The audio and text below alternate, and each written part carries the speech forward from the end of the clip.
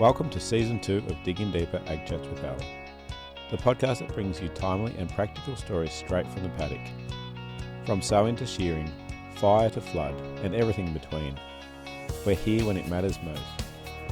Each episode taps into real experiences, expert voices, and grounded advice that helps you stay ahead on farm. I'm Alistair from the Gippsland Ag Group, a grassroots farmer-led network in Gippsland, focusing on soil, grain and fodder, pasture and livestock. We're here to support producers in building resilient and profitable enterprises across our region. So let's dig in. Welcome everyone to Digging Deeper. We have our regular guest Chelsea Hare in the seat. How you going, Chelsea? I'm great, thanks Al. It's good to be back again. Well, I must say you've had a month off. Your boss Alison came in to do the last one, but we nearly didn't have you at all here for a little while there. So tell us what happened. Yeah, it's been a bit of an interesting month, and yeah, I'm actually pretty lucky to be here after being in a pretty nasty car accident a month ago. So walk us through what happened, Chels, because there was two events in the one day for you, wasn't it? One very bad. Yeah. What was hang on, what are we talking about with the first one? Well, it nearly happened to you. Yeah, earlier, now I follow. So, yeah, I was travelling just from one job to another, doing some farm calls, and I come out of a general store to get a sandwich and then kept on going on my way. And as I was coming out of town into a 100km/h zone, I had to sort of stop, not violently, but I had to slow right down because someone did a pretty nasty sort of overtake coming towards me, and I had to slow down for the car that was doing the overtaking. And that was bad enough. And then...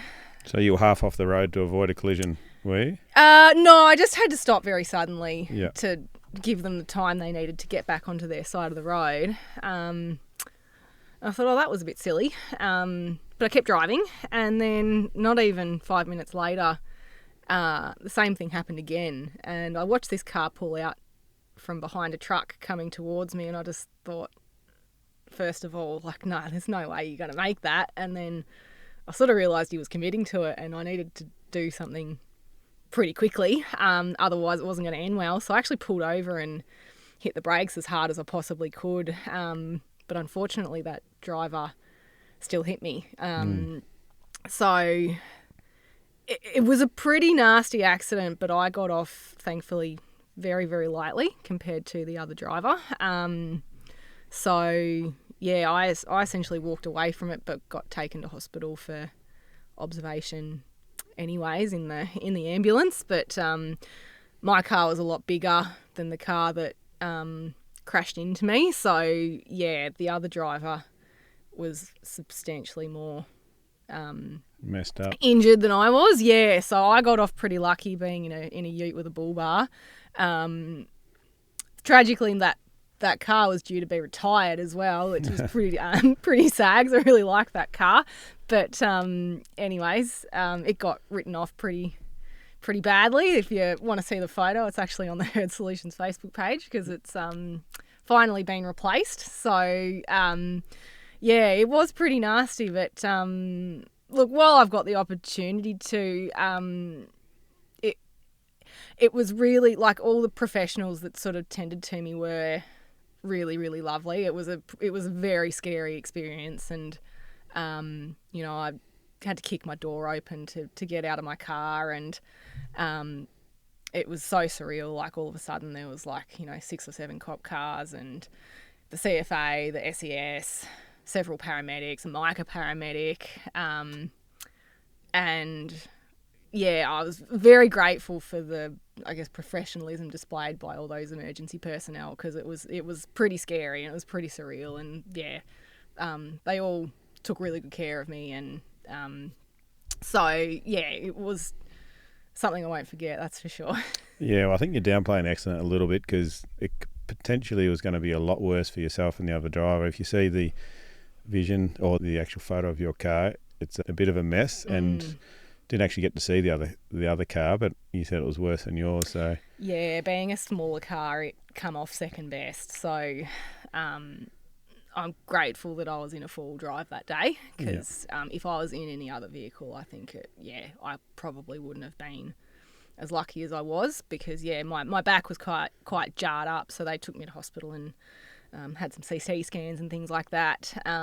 But I went to work the next day, rightly or wrongly, to present at the Springfield Day. So, yeah. Well, interestingly, I heard that you had been in an accident, and I thought you were supposed to be doing a thing here at work. So I'll give you a call to check in and make sure you're right and say that we're all sorted here. And lo and behold, you're actually standing at my front door of work saying, "No, I'm actually going to rock up and do it." So a bit of a trooper, but probably still running on a bit of adrenaline. I very much was, and I sort of thought, I am physically okay. Mentally, I'm fairly okay. I thought there's no point sitting at home reflecting on it and just having it go over and over and over again in my head. So I thought, it's a fairly sort of low-key social day, and I'll just do my 2 sessions and just sit in the room and have a rest between sessions. And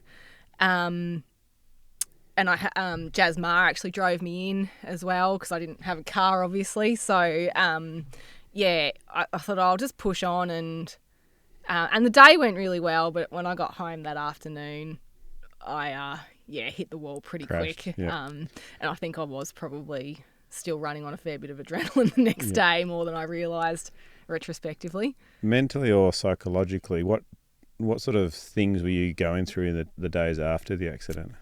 For me, I just felt really guilty, even though it wasn't my fault.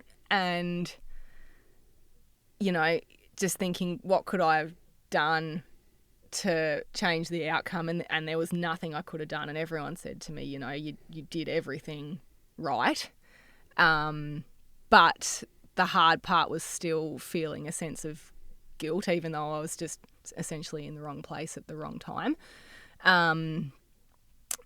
And so, that was a bit hard. I actually didn't feel particularly traumatised by it. Like, I drove another car a couple of days later, and, I was a bit more on edge than I would normally be. And it certainly changed my attitude towards driving, and it probably will have permanently changed my attitude. That it is a bit of a reminder that it's a dangerous place on the road, and you've got to be really vigilant. And I think that if I hadn't had that near miss minutes prior, I probably wouldn't have been as alert and as sharp with my reflexes as what I was. And I think that one thing that probably did make the outcome more favourable than what it was the fact that I saw it straight away and acted straight away and got as much speed off my vehicle as possible. Because if I'd failed to slow down from 90 to 100 k's an hour down to the 50 to 60 I reckon I did at the point of impact, I think that the outcome could have been different for both of us. So,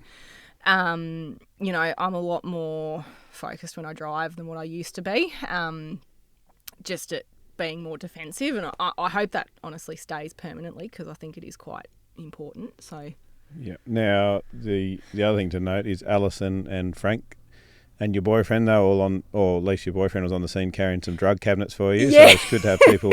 Because once we sort of realised we had to get my car off the road, so a tow truck turned up, and then I went, I've got all these drugs and stuff in the car, and, even though you can lock it, it didn't really sit right with me to just send my whole car's worth of stuff with a stranger. So my partner and I, we pulled the whole drug drawer out and took it home with us via the hospital. And that was a bit of a logistical challenge. And Alison and Frank took care of the car side of things, which was quite good, because obviously, I was in no state to deal with that sort of thing. And, my partner took really good care of me as well, which was really, really nice. And What's your partner's name? Todd. Shout out to Todd for looking after Chelsea. Thank you, Todd, and to Frank and Alison. And you got a shiny new set of wheels out there now because of it? Yeah. It's it was just a funny coincidence. Alison had actually ordered that car the day before the crash, so it did actually precede me having a written off vehicle, but I was still planning on keeping that car for personal use. But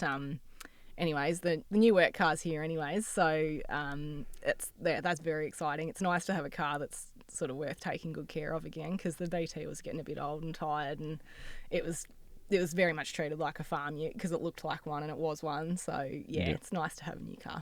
Well, I'm sure it won't be long before it's looking like a farm ute again, Charles. But no, never. Now, you mentioned Jazz Ma a second ago there, and it's a nice little segue, because what were you actually talking about at the Springfield Day? And you said Jazz brought you in, and she was part of this program as well. Yeah, so Jazz was also one of the farms that's part of our Meat and Livestock Australia producer demonstration site that I was presenting at the Springfield Day. So we've got 7 producers enrolled into that project. And yeah, Jazz was there to pick me up on the day, and she actually presented at the Springfield Day alongside me as well. And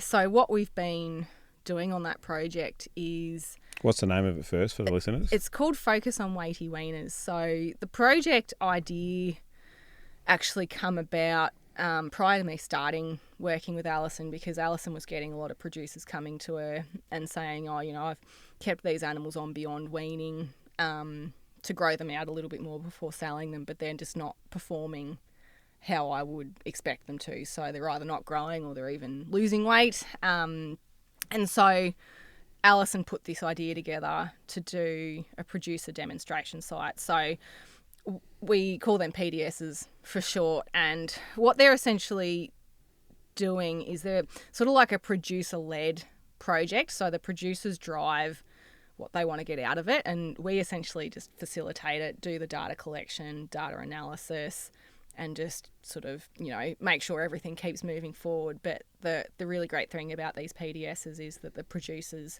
form a bit of a steering committee, and, they have a big say in what goes on in these projects as well. Yeah. So what is going on in the, would you say, Focus on Weighty Weaners? Yeah. So what's actually happening in this program? Yeah, so it's a 3-year project. So we've got 7 farms enrolled in the first year, and then we'll have 6 in years 2 and 3.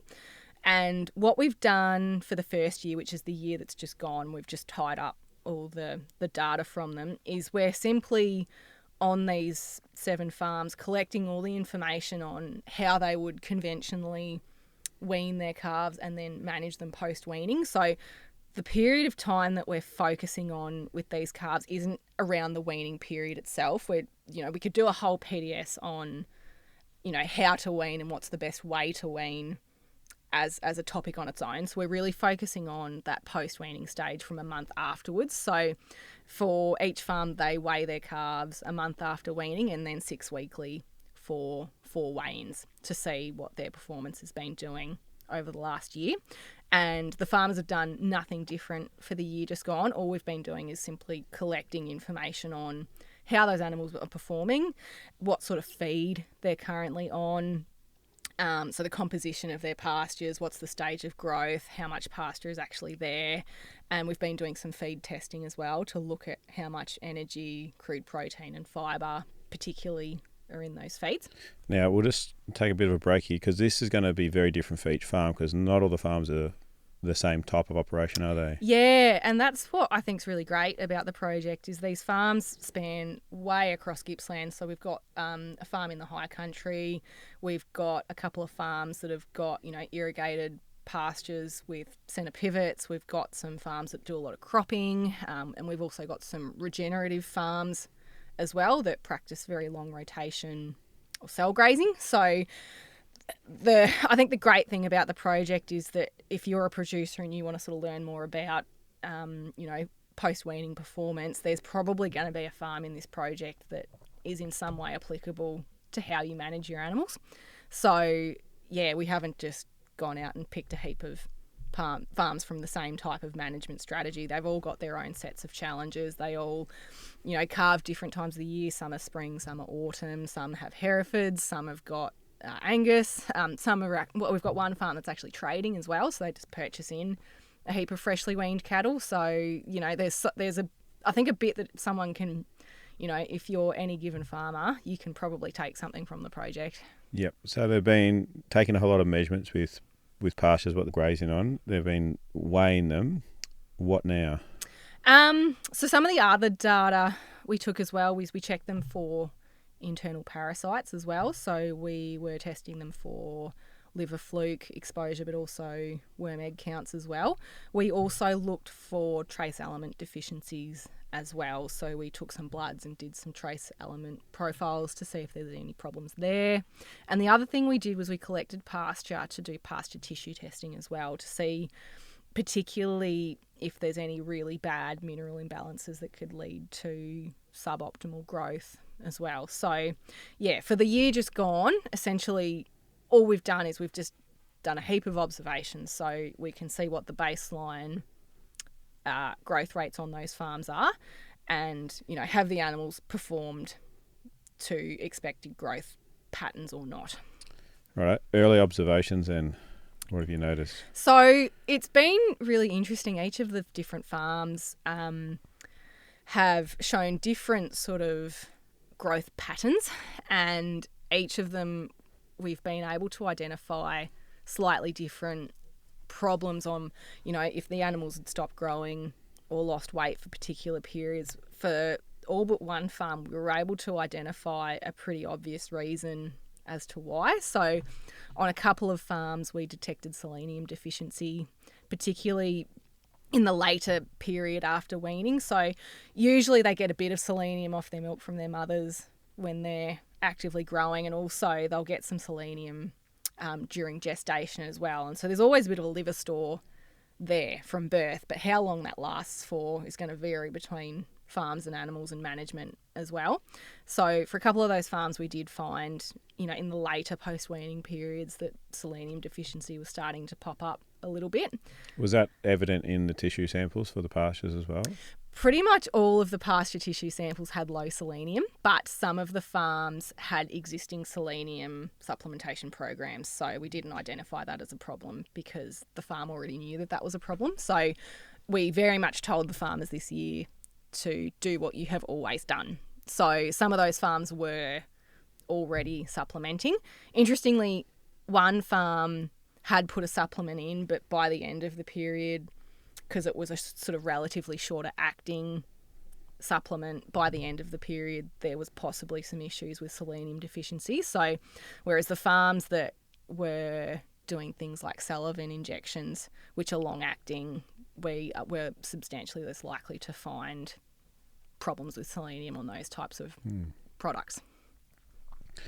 And now that you've got all that data, we're coming up to year 2 weaning. Pretty much would be very soon, wouldn't it? Very much upon us. So what we do for years 2 and 3 is we get a new crop of post-weaned calves. So once we've done those 4 weighings after weaning, those calves exit the project and the farmers are free to do whatever they please with them, because we're only focusing on that immediate post-weaning period. So it's a new cohort of weaner calves every year. So for interesting fact, we actually bought some of those Weighty Weaners down the road. So if you want to see some of those that have gone through the program, they're actually out here at the research farm. So they are, and they're looking very good, Al. They are. We just actually preg tested, didn't we, Chelsea? We did. Yeah, you smell pretty bad, actually. And we've actually been really pleased with how they've grown post that program when they've been on here, and they've scanned up really well so far for the AI program, but going to keep that confidential for another media release later on. So watch this space. That's right. So they're exited out of the program, and the younger sisters and brothers, I guess, are coming through that program now, is it? Yeah, that's right. So what we do for years 2 and 3 is we split the cohort into a demonstration group and a control group. So what sort of numbers are we talking here? Is it prescriptive of how many numbers we need? Yeah, so and Alison did this work, not me, but each farm has to have a minimum of 70 animals so we can do a proper statistical analysis. Yeah, so 35 in each group. Correct. Year 2 and 3. Yeah, yep. So that was a requirement for the project, and we had a lot of interest from people that just couldn't quite get that number of retained animals. So that was a pretty strict requirement for the project. So yeah, for years 2 and 3, when we get these new cohorts, we'll draft them into a demonstration and a control group, and so the demonstration group will have some sort of management change applied to them. So how many changes are they allowed up to? It depends a little bit. Each farm will have different sets of changes applied to them. It'll most likely just be one. We haven't actually finished doing that design. That's actually on my to-do list at the moment. So that's why I'm having a bit of trouble answering that, is because, we need to sort of look at the figures and things like that. But essentially what we're going to do is, continue managing half of the cohort as they previously were. And then there will be possibly more than one management change applied to demo groups, and then we'll be looking to see if there's a statistical change. Yeah. So what are some of the changes that the producers are looking to make? So, for example, with the selenium deficiency, it may be something as simple as half of the animals just get an injection of selenium at weaning, and half of them don't. And this comes up to some of the producers will have obviously a bit of discretion as well, because it's their animals at the end of the day, so we can't force any sort of managerial change onto them. And if they've got a particular product that they want to trial, we can certainly have that up for discussion as well. So another example is that, if producers wanted to trial selenium chips on their pasture, we would be happy to work in with them and trial that as an alternative also. So. Yeah. What about some other change? Any other like grazing management changes or anything like that? Yeah, absolutely. So there may also be, animals that are drafted and they're put on, relatively improved pasture, or if that's not an option for the farm, lick feeders with grain, or even just pellet feeding and things like that are certainly things we trial. So just to improve the nutrition, and yeah, it may also be something as simple as just changing a deworming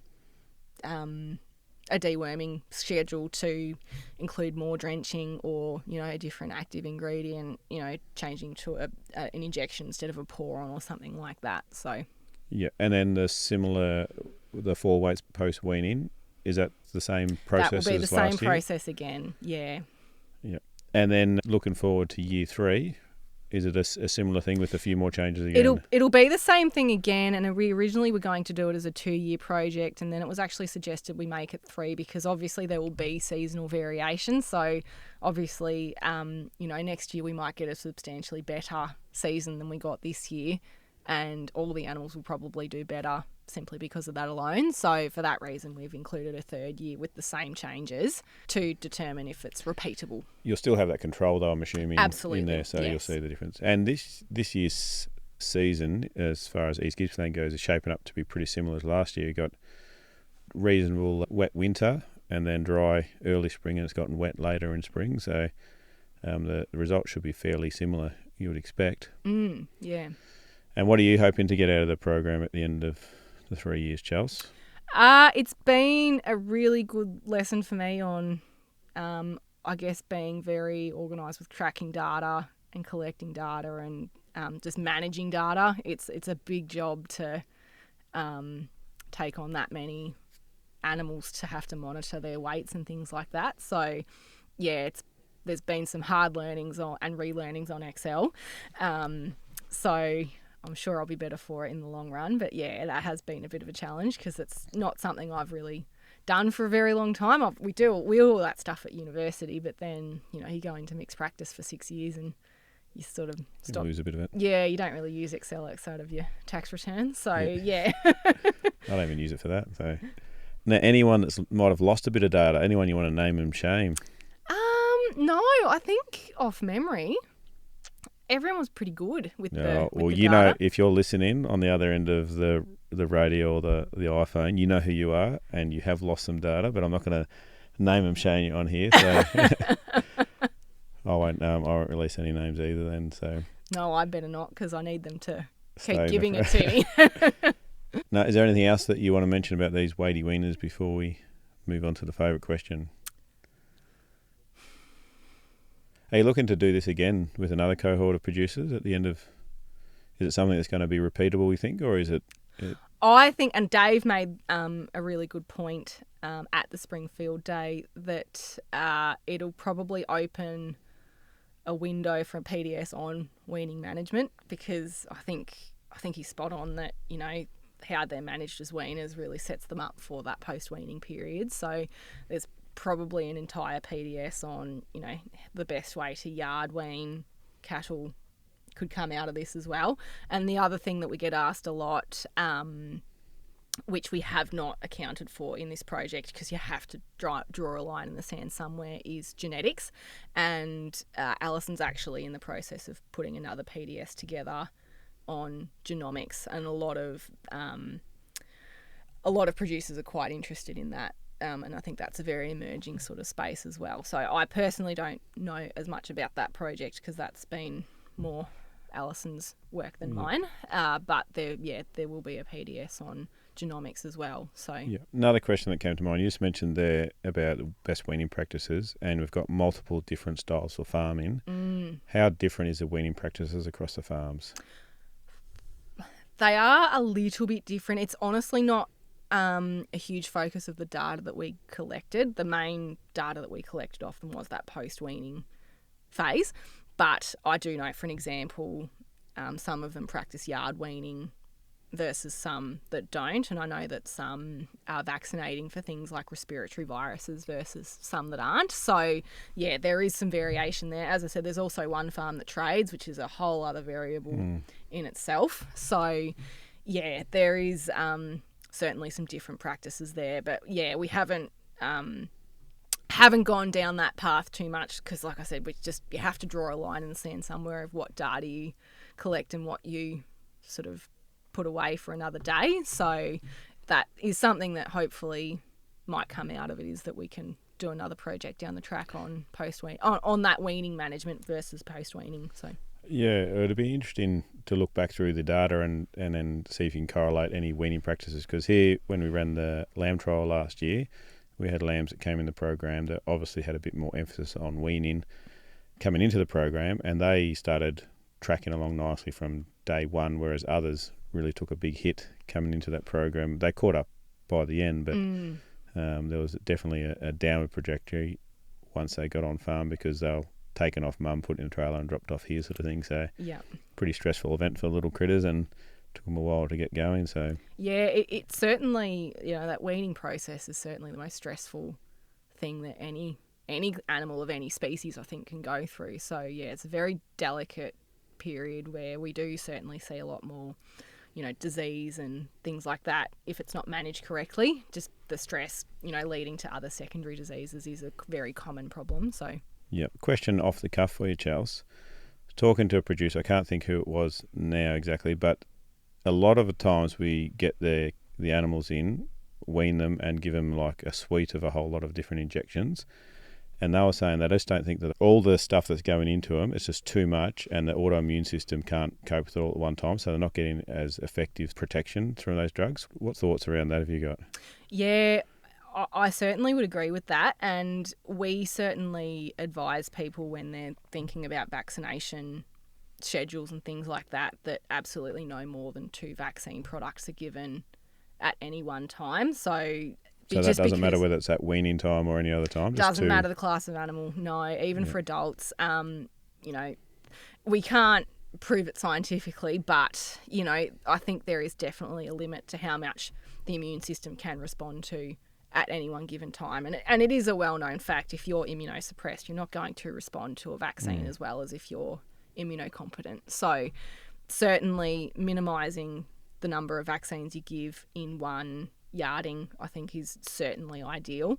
And in terms of other products that you apply on top of that, I mean, I know some farmers say anecdotally, 3 to 4 treatments and that's it. Doesn't matter what the nature of them is. I think you'd struggle to find data on it, but I think anecdotally I would 100% agree. No, it was an interesting thought that we're talking about, and it sort of makes sense when you talk about it, but like you said, it's only anecdotal, but something to mull over. Another thing to mull over is your interesting thing that you've learnt. You've had 2 months now, Charles, so it better be a good one. No, I thought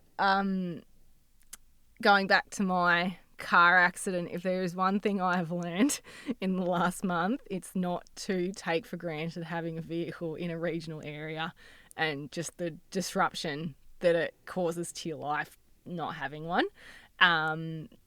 We were very, very thankful that, our families and Dave Caldwell actually lent us a vehicle as well. So we were able to scrape through, but providing a veterinary service without your own car is extremely challenging. So if I could give one take-home message, it's when you renew your insurance, get the car hire option. I think off memory, something like an extra $50 and you can elect to have it as part of your thing. And it's just one of those things where I think a lot of us just go, oh, that'd never happen to me. You know, it's just insurance is just a just in case thing, you know, but it won't happen to me. And then it will. And it's really frustrating. So that's my take home. Yeah, it's a good point. And more so than that, we're really glad that you're sitting across the desk from me. Glad that you're well and healthy, and everyone out there, take care. An extra 5 minutes on your trip might be life-saving. So slow down, take care, and we'll talk to you next week. Thanks, Chelsea. Thanks, Al. A big thank you for tuning in today. And remember, if you have a question about today's episode or a topic you'd like us to cover, reach out to one of our many platforms and join the conversation. We're here because of your passion and commitment to agriculture. Together, we can build a stronger farming future. This episode was brought to you by Herd Solutions, your local farm animal vets, servicing Mafra to Malakuta. This podcast is made possible by the Future Drought Fund Regional Drought Resilience Planning Program, co-funded by the Victorian and Australian governments.